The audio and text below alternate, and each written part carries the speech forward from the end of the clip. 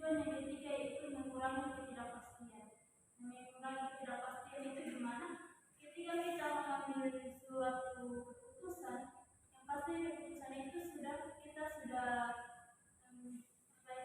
memikirkan dengan matang, itu melalui berbagai macam proses dari pengumpulan informasi, pemikiran, penimbangan segala macam.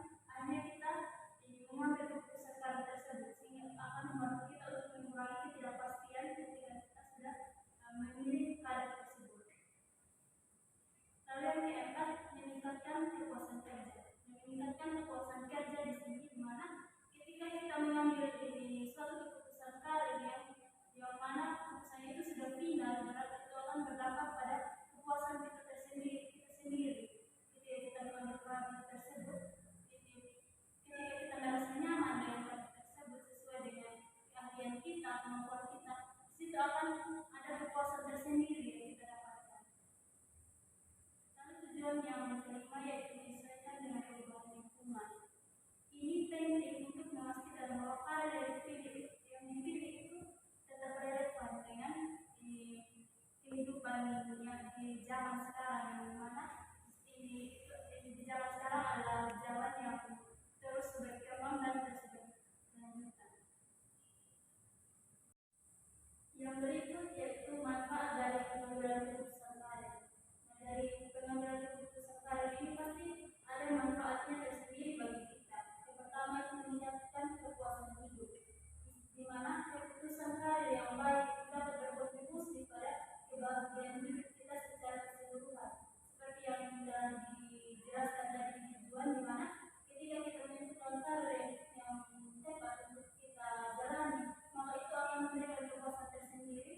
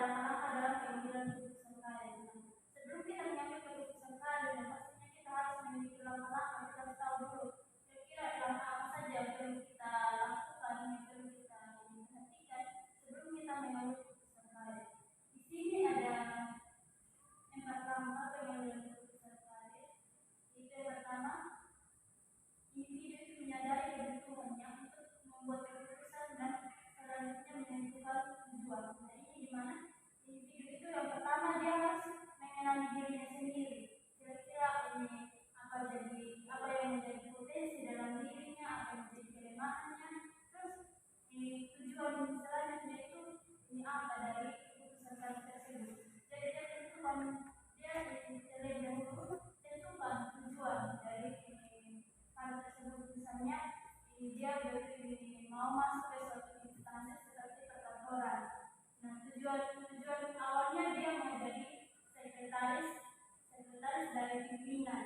Jadi dia itu berusaha untuk memulai dari awal, mulai dari kayak bisa difilosofikan sebagai anak tangga. Dia akan memulai dari tahap pertama, kedua dan seterusnya sehingga dia bisa mencapai tujuannya, yaitu menjadi sekretaris seorang pemegang perusahaan atau seorang pimpinan. Lalu langkah yang kedua itu melakukan data dan survei. Nah, di mana melakukan data dan survei ini dia mengumpulkan data, dia mengumpulkan semua informasi yang berkaitan dengan karir yang dia pilih. Ketika dia sudah mendapatkan data, sudah mendapatkan informasi yang relevan dengan karir yang dia inginkan, maka di situ dia akan mendapat informasi lebih banyak lagi. Dan di situ dari semua data dan informasi yang dia dapatkan melalui internet, melalui orang-orang yang sudah berpengalaman dalam hal tersebut, itu akan membantu dia dalam menjalani karir yang dia pilih. Lalu langkah yang berikutnya yaitu pemanfaatan data dalam menentukan langkah yang tindakan, di mana ini mungkin diambil dari hasil yang mungkin dicapai. Ini di mana data yang dia ambil, data yang dia ambil dari berbagai sumber tadi, dia jadikan sebagai rangkaian untuk menentukan tindakan selanjutnya. Tindakan apa yang akan dia ambil dan apa yang mungkin dia capai dari tindakan tersebut. Jadi dia akan belajar dari semua informasi, dari semua pengalaman yang telah dia dapatkan atau dari pengalaman orang lain, menjadi suatu informasi bagi dia untuk mencapai hasil yang diinginkan. Lalu langkah yang berikut mengestimasi. Mengestimasi itu artinya perkiraan atau penilaian. Dia memperkirakan baiknya hasil yang akan dia capai dan yang ditentukan oleh sistem nilai yang dianggap dipilih. Jadi baik, kita akan masuk pada materi yang berikut dan yang terakhir yaitu faktor-faktor yang mempengaruhi pengambilan keputusan karir. Nah, di sini ada 4 faktor, dan faktor yang pertama itu semangat genetis. Semangat genetis itu seperti warna rambut, warna kulit, tinggi badan, dan faktor-faktor fisik yang lainnya, dan juga faktor penyakit fisik tertentu. Jadi contohnya dia punya cita-cita menjadi seorang pramugari, tapi tinggi dari orang tersebut tidak sampai dengan ketentuan tinggi seorang pramugari. Atau juga dia punya cita-cita menjadi seorang pemain bola, tapi dia punya keterbatasan fisik, atau mungkin dia misalnya fisiknya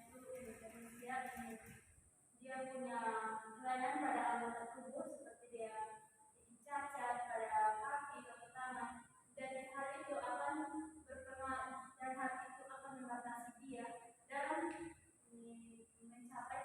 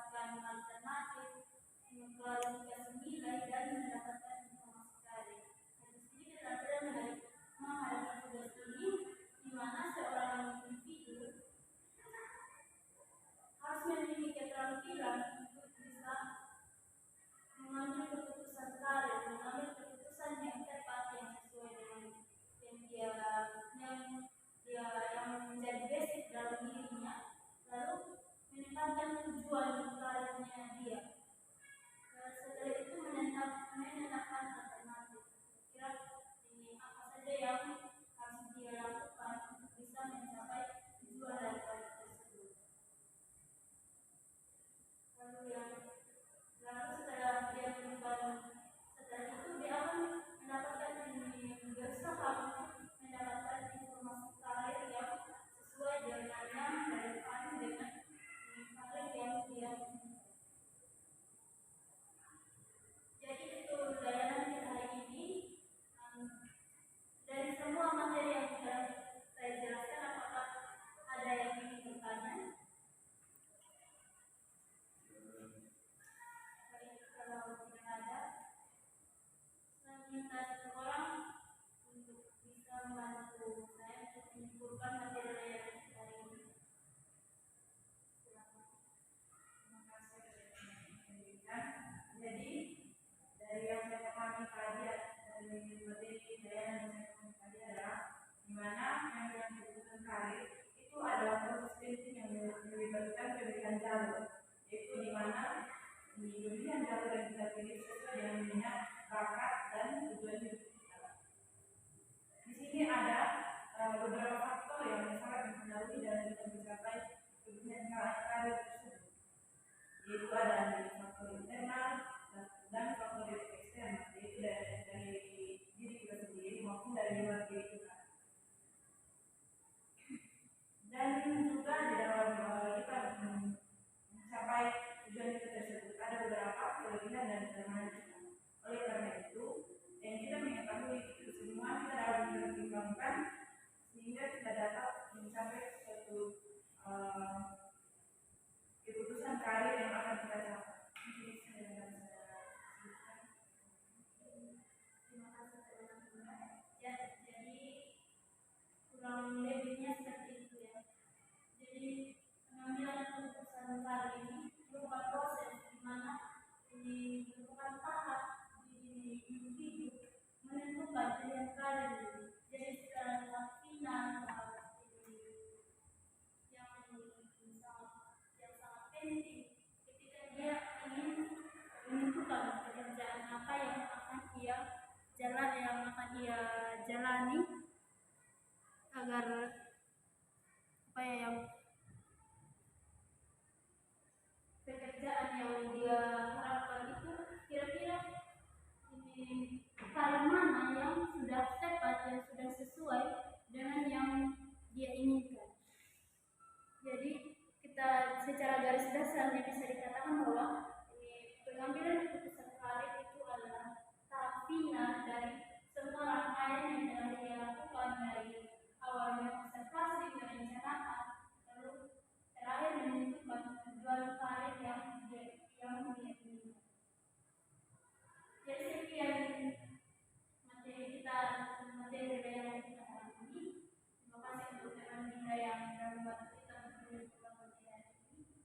Sebelum kita pulang, saya bersedia sekarang untuk bertanya.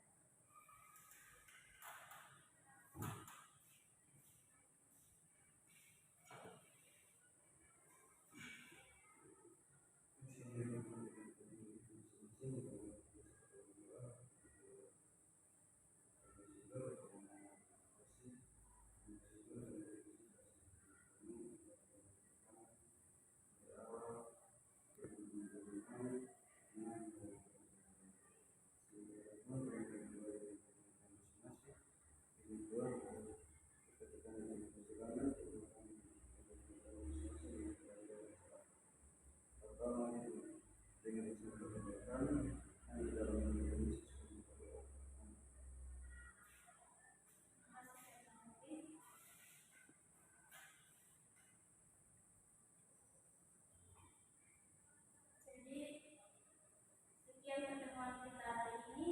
Sampai bertemu minggu depan. Terima kasih.